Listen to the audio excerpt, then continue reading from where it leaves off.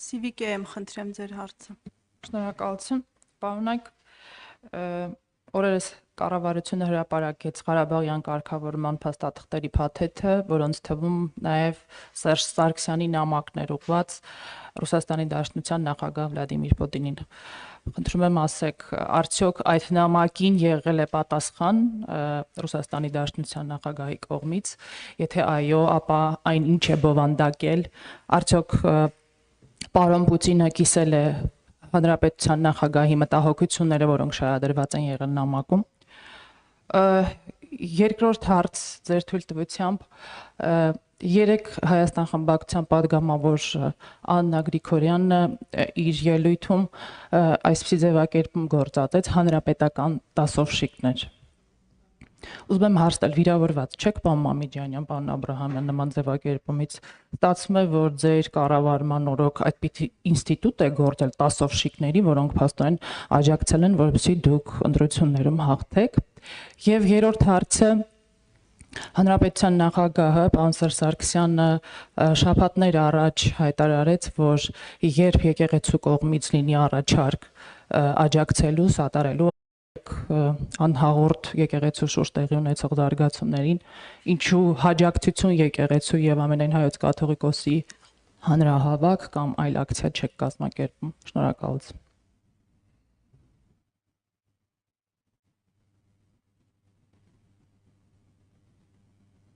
Քանի որ բազմաշերտ էր ձեր հարցը, հուսով եմ չեմ մոռանա տարբեր հարցադրումներ, մի մասին ես կանդրադառնամ, մի մասին պարոն Մամեդյանն է։ Ես առիթ ունեցել եմ ասելու, որ շատ ուրախ եմ, որ այդ փաստաթղթերը ամբողջությամբ հանրայնացվել է, որովհետև երկար տարիներ նույն Նիկոլ Փաշինյանը եւ նրա շատ թիմակիցներ եւ միջև 18-ը եւ 18 թվականից հետո բավականին շատ խեղաթյուրել են այն ողջ գործընթացի էությունը, որ այդ տարիների ընթացքում եղել եւ ընթացել է, եւ այդ փաստաթղթերի հանրայնացումը հնարավորություն է տվել հասարակությանը,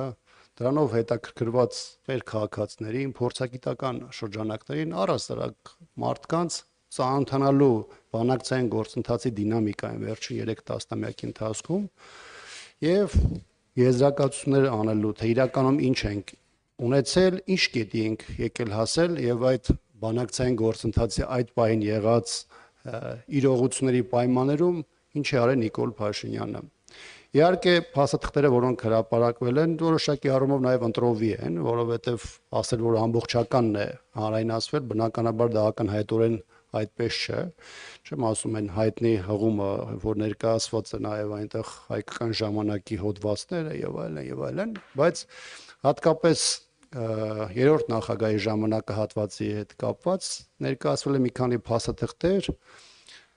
2007-ի Մադրիդյան փաստաթղթից հետո ընդհանուր սկզբունքների շուրջ փաստաթուղթը Կազանյանն ա եղել եւ մինչեւ 2019-ը, որոնք հստակորեն ցույց են տալիս ոչ միայն հանրապետականի դիրքորոշումները, որոնք արտահայտված են եղել եւ փաստաթղթում եւ այդ ընթացքում նաեւ հրապարակային մոտեցումներում եւ հստակ ցույց են տվել, թե Արցախի հարցով կարգավորման գործընթացում ըստ էության ինչպիսին է եղել համանախագահ երկրների Ռուսաստանի, Միացյալ Նահանգների եւ Ֆրանսիայի մոտեցումը։ Բնականաբար նաեւ այդ փաստաթղթերի պարագայում մարդկանց համար այլ հարցեր են առաջացել, հատկապես այդ փուլում Նիկոլ Փաշինյանի զորական կետից սկսելու, այսպես կոչված Մյունխենյան սկզբունքները առաջին պլան բերելու, դեռ չեմ ասում Արցախի հարցով բանակցային գործընթացում Նիկոլ Փաշինյանի դիրքորոշումների անընդհատ արմատական փոփոխություններին, որոնք ի վերջո բերեցին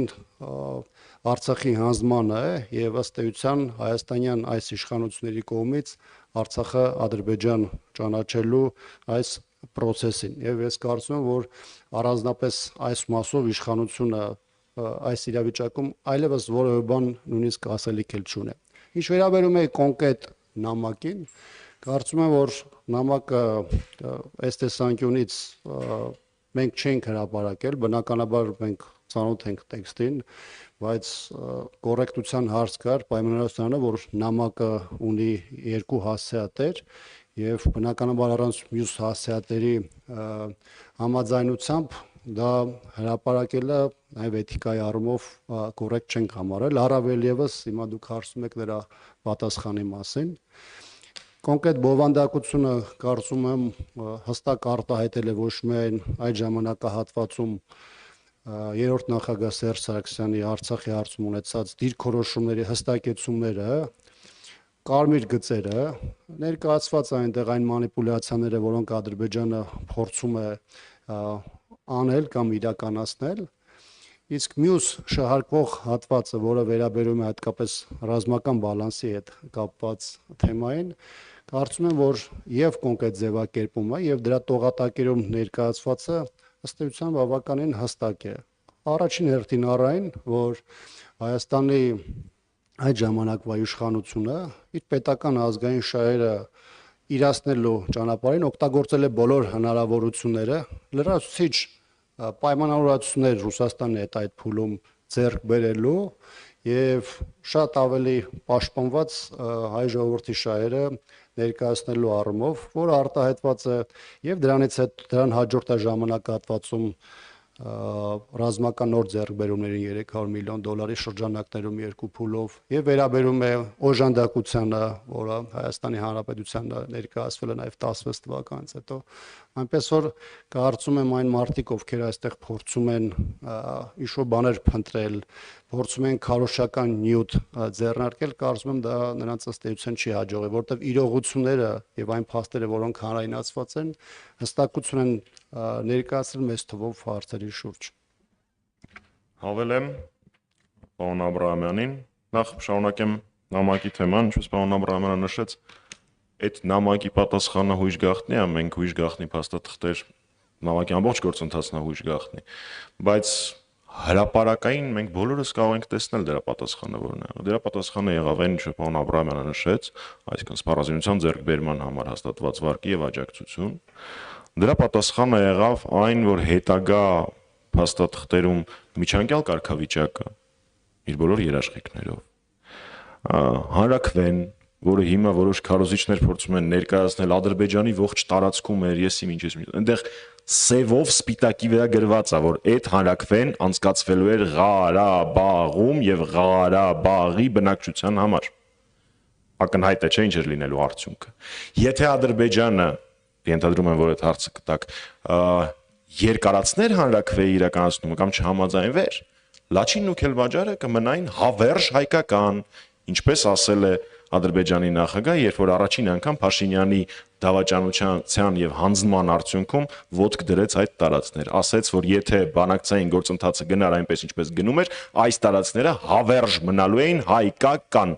Այդ դա էր այդ նամակի պատասխանը։ Այդ նամակի պատասխանն էր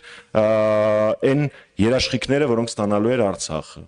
Այդ նամակի պատասխանը նաև 3 Ռուսաստանի Դաշնության կողմից տրվեց, երբ նշվեց, որ Նիկոլ Փաշինյանն է բանակցային գործընթացը կանգնացրել 19-ի առաջարկին ինքն է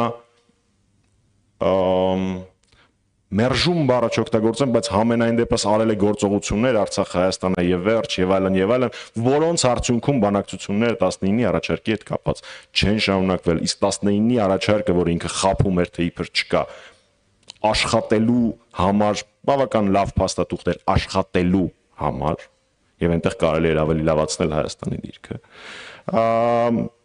Ինչու՞ չէ, նաեւ Վիեննա, Սանկտ Պետերբուրգը եւ մնացած բոլոր զարգացումները, որոնք տեղի են ունեցել, այդ թվում նաեւ այդ նամակի արդյունքներն են։ Գիտեք, այդպիսի դրվագներ գրավոր նամակների, բանավոր զրույցների, 2-3 տարբեր տրեկերով դիվանագիտություն իրականացնելու նախագահ Սարգսյանի կառավարման ընթացքում շատ են եղել։